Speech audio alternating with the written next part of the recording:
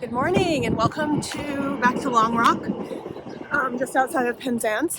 So I'm walking to the bus stop right now, where I'll catch a bus to just north of Hale and just south of like Gwithian or something. I don't know how to pronounce it, but that's where I ended my hike back in, I think it was 2019 when I was in this area last.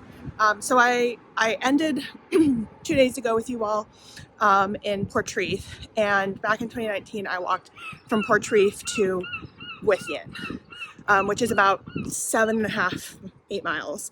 That's where that Godfrey lighthouse is. So I'm trying to pick up back where I left off, and then I'll walk to St. Ives. But as I shared with you a little bit yesterday, the route is a little like hit and miss there, patchy, I guess. So unknown if I'll actually be able to stay on the route or if I'll have to give up because it's just walking on roads, or I don't know. We'll see. Oh, hey, look, it's an ad for going to the Isles of Scilly, which is where I'm going at the end of the week. But this is why. Day trips are 35 pounds because you only get to be there for like 4 hours if you go on the day trip. It's like a 3-hour ferry ride each way. But if you just book one ways, or like if you stay overnight, it's like $150 to get there and get back. It's kind of ridiculous, but I mean, if they charge $150, nobody would go for 4 hours. Okay, so I just got dropped off by the bus in what feels a little like the middle of nowhere. My plan is to walk about a mile to the beach, and I'll almost be where I left off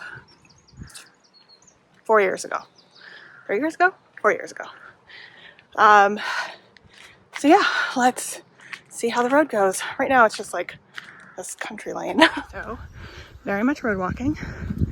What makes me feel a little bit better is that I've seen a bunch of runners on this road, so clearly people know that there are people driving know that there are humans here, but still. Okay, road walking temporarily over. Only had one car that was kind of a jerk. Everybody else was very cautious and nice. One honked at me and told me to move over even though I was on the side of the road and there was a giant bush there. There was like nowhere for me to move over.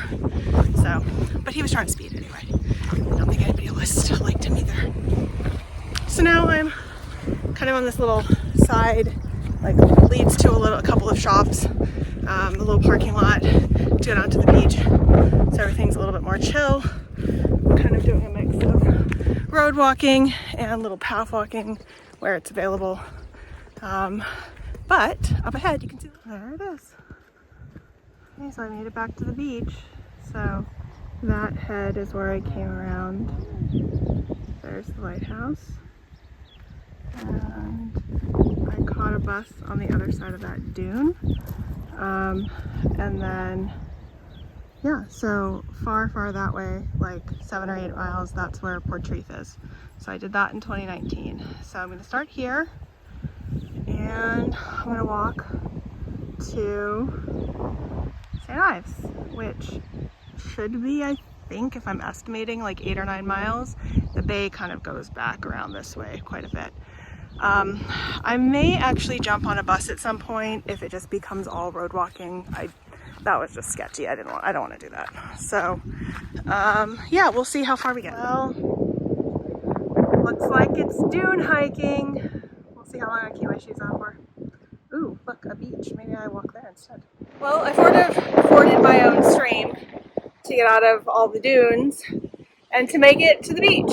So definitely would rather do a beach walk than a dunes walk. So that's what I'm going to do for at least as far as I can go. You can kind of see right about there. Wait, there-ish. There's a bit, that's where it goes in towards the estuary by Hale. And I'm hoping the tide goes out enough that I can just walk across it. Because if not, I'm going to have to cut in and back, and it's like a couple of miles. It's annoying. So fingers crossed the tide goes out enough. It's going out pretty fast, so I hope.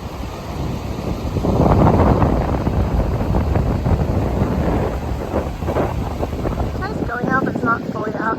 So I just walked across that, about knee deep at deepest. I'd hoped I'd be able to walk across that, but I don't know, signs are not looking good. It looks kind of deep in the middle. Well, that looks ominous. Am I gonna get my first rain while hiking on this trip? We shall see. So it dumped rain for like 10 minutes and then stopped. Just enough to get everything wet. I definitely can't cross up the mouth of the estuary. I have to walk all the way back and back out again, which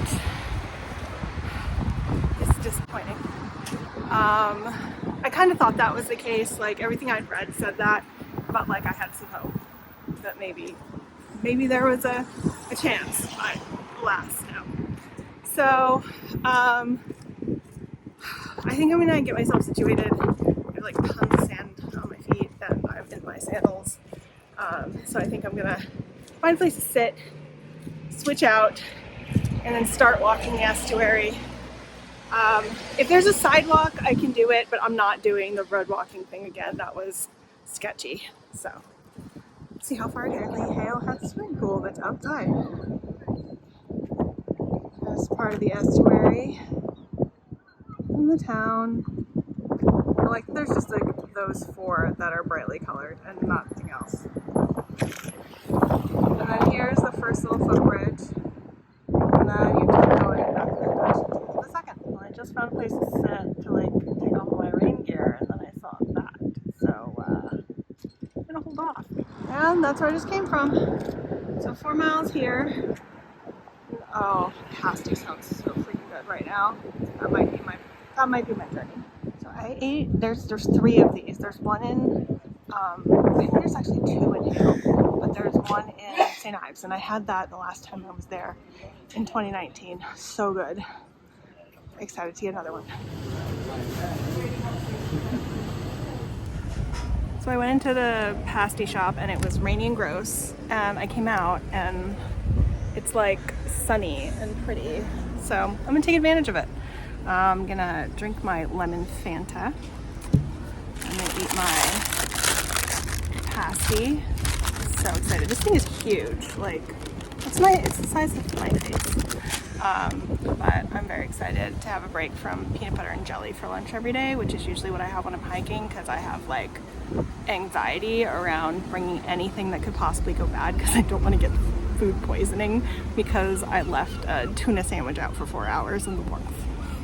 So, yeah. This is my pasty. This is my hand. It is ginormous. Okay, well, I made it through about half of that pasty, and then now I'm considering my road walk around the estuary. This is the part where when you're in the city and the coastal path things become stickers. So those buildings, that's where the cut across is on the other side. I don't love that my sidewalk is getting narrower and narrower, but I'm wearing all the bright colors. I have this on, and then I have my waterproof still in my backpack, which is neon yellow. So I'm as seen as I can be. This is the thing about windy days and weather in England, and in Ireland actually too, like this whole general region. So if you don't like the weather, just wait, because it'll change. Geese. Little baby geese. They're like teenager geese. Apparently St. Ives is 4 bicycle miles. That's also 4 walking miles. And this is why I thought I might be able to cross this river on foot. Like, it doesn't look that deep. Apparently it gets deep. This pup knows what's up. Like, lots of outdoor space. You have this beautiful view. And like, there's even play equipment for kids. Like, they got it locked down. Okay, this part of the path is weird. It's like some random subdivision that you're just rooted through. Today, not my favorite walk day. It feels like it's just a bunch of things cobbled together, and like the path doesn't really exist here, but they're like, you have to get from this place to this place, so here's how to do it. Looking forward to tomorrow. I think I found some of the fancy houses. Apparently they open their gardens periodically. You can like go in and enjoy them. That's kind of cool. There's another one of those plants. Giant version. I mean, like, look at that bench next to it right over there. Absurd.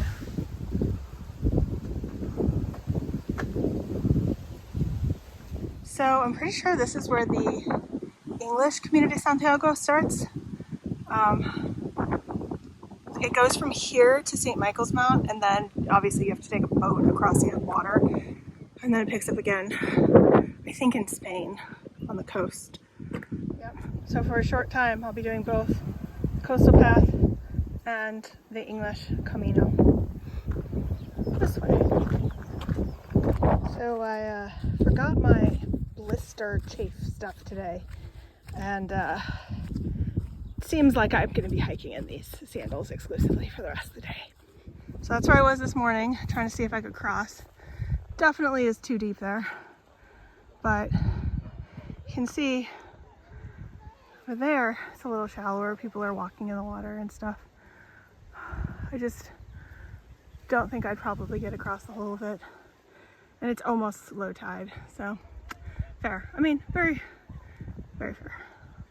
Also, there's supposed to be like rip currents and stuff, so probably not advisable.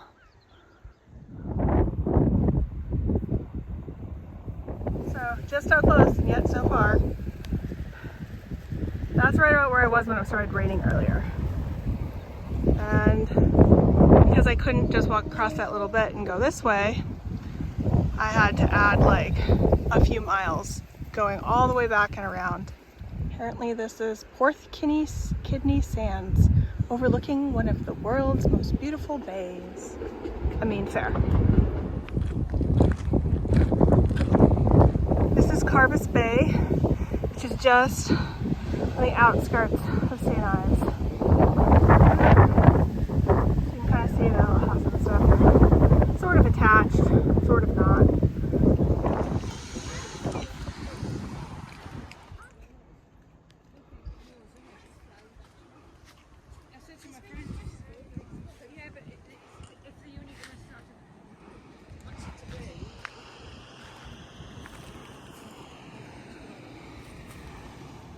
Well, I made it to St. Ives. I'm gonna go put my toes in the water now. Well, and that's where I started my day, way down there. And I walked all the way over there, and I walked way back there, and back out again. Now I'm gonna walk in the water over there.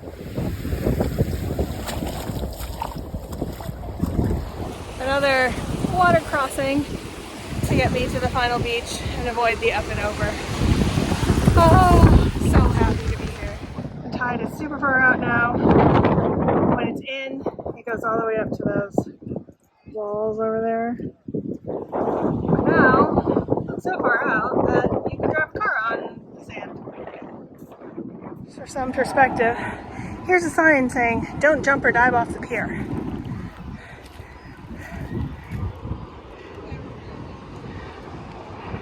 Yeah. I got an ice cream. It's okay. A little artificially flavored. I'm gonna go 7 out of 10.